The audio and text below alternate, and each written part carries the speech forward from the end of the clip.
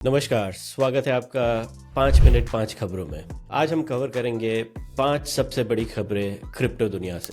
तो बिना किसी देरी से शुरू करते हैं आज का सफर। Market update. पिछले हफ्ते से बिटकॉइन 0.4% अप है, इथेरियम करीबन 7% डाउन है। अब बात करते हैं ब्रिज फ्लो की। पिछले हफ्ते इथेरियम ने मेजॉरिटी चेन से कैपिटल को अपनी ओर आकर्षित किया है, खास करके बेस और सोलाना से काफी फंड्स इथेरियम पर मूव हुए। सोलाना का ऑन चेन कैसीनो अभी भी स्ट्रांग है, लेकिन शायद ये इंडिकेशन हो सकता है कि गति सोलाना से इथेरियम की ओर वापस जा रही है। सिर्फ वक्त बता सकता है कि ये कैसे डेवलप होगा। अब बात करते हैं डेक्स वॉल्यूम्स की।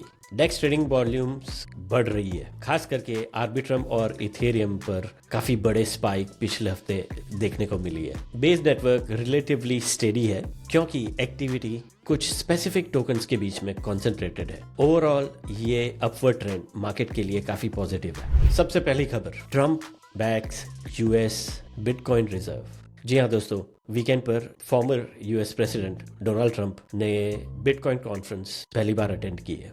ये एक मेजर माइलस्टोन हो सकता है क्योंकि बिटकॉइन के 15 साल के इतिहास में पहली बार किसी प्रेसिडेंट ने ये कॉन्फ्रेंस अटेंड की है और ट्रंप ने वहाँ पर अनाउंस किया है कि वो एक strategic national bitcoin reserve establish करेंगे और जो यूएस फेडरल गवर्नमेंट ने बिटकॉइन जब्त किए हुए हैं उनको बेचा नहीं जाएगा। उसके साथ ट्रंप ने एक कॉम्प्रिहेंसिव क्रिप्टो पॉलिसी भी आउटलाइन की है जिसमें स्टेबल कॉइन रेगुलेशन और सेल्फ कस्टडी राइट शामिल है। डोनाल्ड ट्रंप ने पिछले 3 महीनों में काफी फंडिंग और सपोर्ट हासिल किया है क्रिप्टो कम्युनिटी से।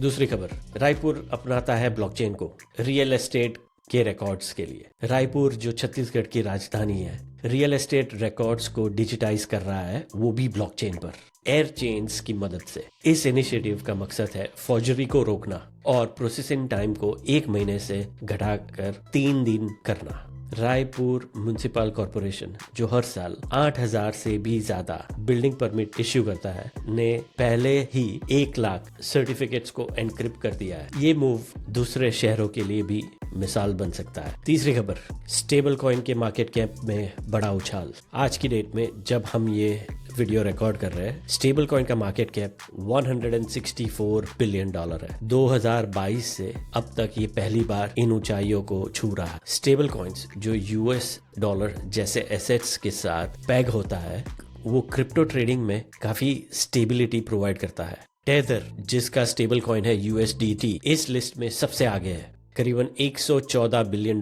के स्टेबल कॉइन टेथर पर इश्यू हुए हैं। ये एक्सपेंशन इन्वेस्टर ऑप्टिमिज्म और क्रिप्टो मार्केट के लिए बुलिश सिग्नल देता है। हालांकि रीसेंट ट्रेंड्स देखें तो मार्केट काफी चौपी रहा है। जी हाँ, बहुत उतार चढ़ाव हमने पिछले 2 महीने में देखे हैं, बट लॉन्ग टर्म के लिए ये मुझे काफी बुलिश लग रहा है। चौथी खबर, टेरर फाइनेंसिंग में क्रिप्टो का यूज बढ़ता दिख रहा है। सिंगापुर की मिनिस्ट्री ऑफ होम अफेयर्स ने एक रिपोर्ट पब्लिश की है जिसमें वो ये बता रहे हैं कि टेरर फाइनेंसिंग के लिए क्रिप्टो का यूज बढ़ता दिख रहा है। हालांकि प्रीडोमिनेंटली जो टेरर फाइनेंसिंग है वहां पर सबसे ज्यादा जो यूज होता है वो कैश होता है। सिंगापुर का ये मानना है कि एक कलेक्टिव विजिलेंस ही इन थ्रेट्स को काउंटर करने के लिए सबसे स्ट्रॉन्ग डिफेंस है। और आज की आखिरी खबर, सितंबर के अंत तक इंडिया की क्रिप्टो पॉलिसी स्टांस को रिलीज किया जाएगा। इंडियन गवर्नमेंट प्लान कर रही है कि क्रिप्टो पॉलिसी के डिस्कशन पेपर्स को